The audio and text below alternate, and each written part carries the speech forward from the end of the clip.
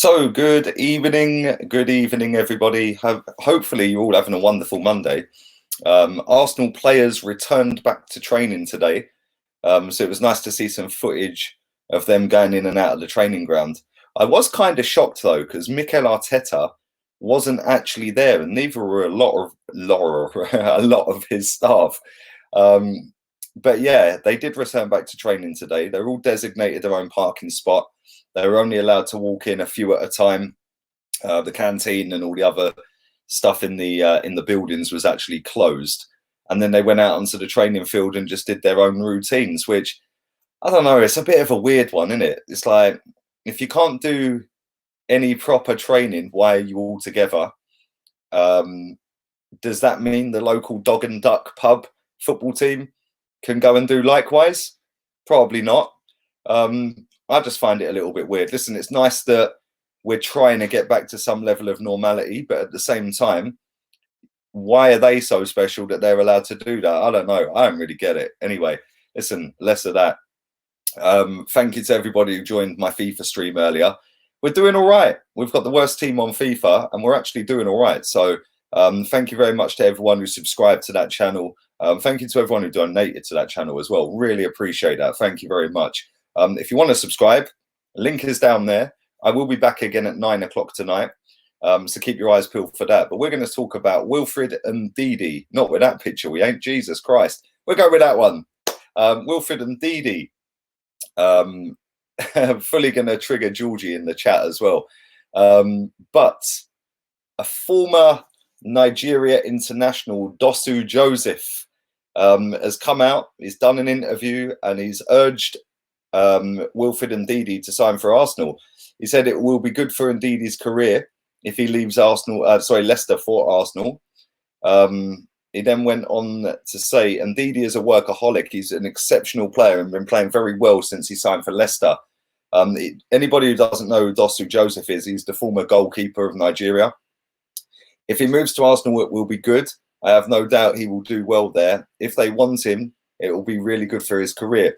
Arsenal have a lot of fans in Nigeria and Africa, so it would be a great move for him.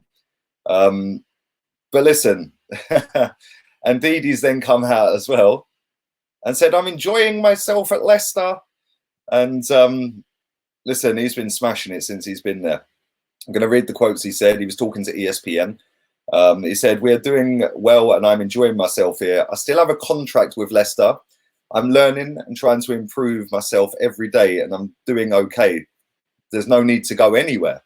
Now, listen, he's made 29 appearances this season and he's been absolutely superb. I'm not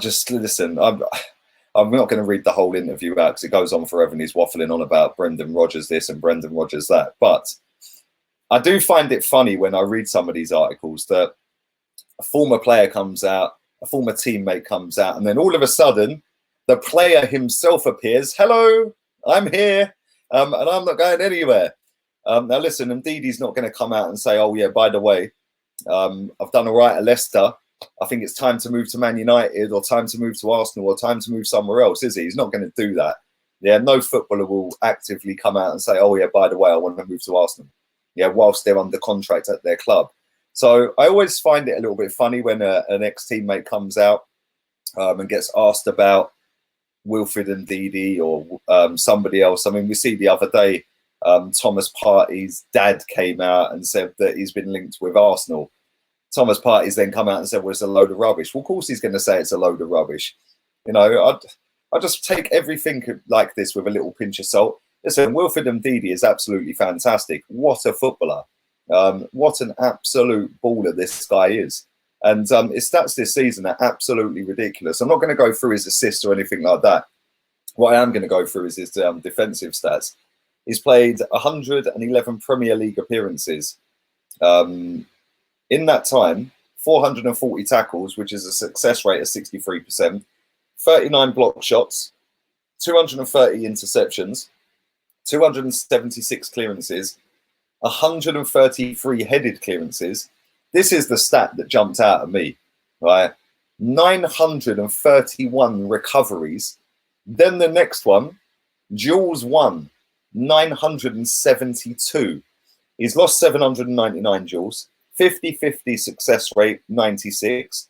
Aerial battles won, 366. Aerial battles lost, 307. This is a crucial stat. Errors leading to a goal, one in 111 league appearances for Leicester City. For me, he is absolutely class. I rate him higher than I rate Thomas Partey, and I rate Thomas Partey a lot. Personally, I think Ndidi would take us next level. You know, we've got Torreira in there. For me, he ain't fit to lace Ndidi's boots. He ain't fit to lace Partey's boots. Torreira's a decent player. He ain't in that top tier of defensive midfielder, despite Arsenal fans thinking he somehow is. For me, he's not. He's nowhere near that elite caliber of defensive midfielder. And somebody is going to get themselves a very good player, because I do think he will leave this summer. I genuinely do. And whether it's Arsenal, whether it's United, I don't know. But I do think he's going to leave. It's going to cost around anywhere between 50 and 70 million pounds, depending on which reports you read. Leicester, we know, got rid of Harry Maguire for 80 million pounds. So I know that people are going to come at me and say, oh, well, if they got rid of Maguire for 80 and Ndidi's going to go for 100. Yeah, it don't really work like that. You know, at the end of the day, Leicester are obviously going to want to keep him. That's a fact. I think we all know that. But there's clubs that are going to be out there that are going to still have money to spend, regardless of players taking pay cuts, players not taking pay cuts. Which reminds me, real quick, just going off topic, fair play Cesc Fabregas. Well done to him. He's decided that he doesn't want his wages at all for the next 4 months. And he said to Monaco, keep the 4 months' wages, bruv. I don't want it. That's going to save them £2 million. What a guy. Fair play to him, man. That's how you do it. And by the way, their owner is worth a shed ton more money than our owner. Yeah, that Monaco owner is worth about 18 billion quid. So he don't need the money. But there we go. Anyway, I digress. Back to Ndidi. Ndidi, for me, will leave. It's not going to cost 80, 190, whatever.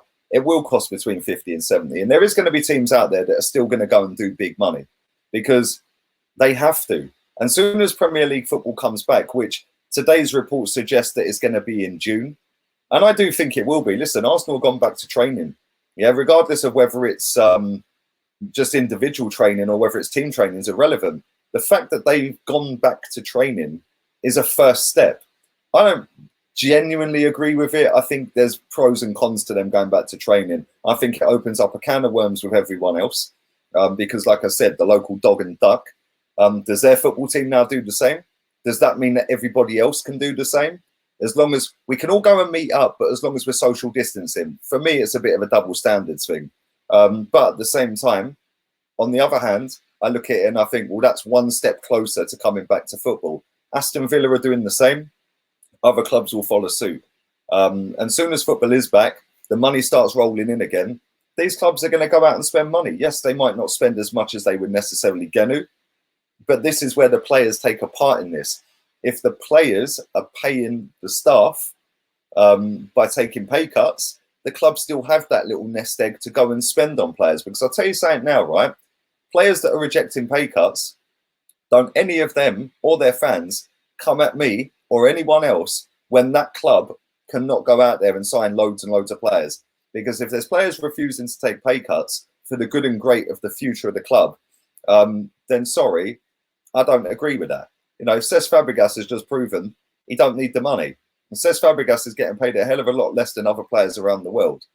Big up Chelsea as well. Chelsea actually said they don't want their players to take a pay cut. So fair play to them. Listen, say what you want about that football club. Yeah, that's decent from them to do that. But every club's different. Anyway, leave it in the comment section down below. Do you think Wilfred Ndidi will be leaving Leicester? We already know Georgie's triggered by this video, so big up Georgie.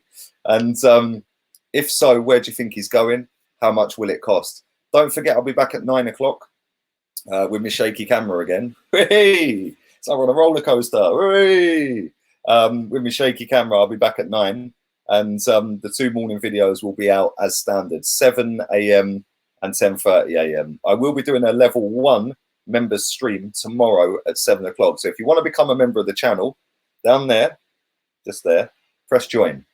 press join. It's highlighted in blue. Become a member of the channel. Come and jump on the camera. We'll have face-to-face chat.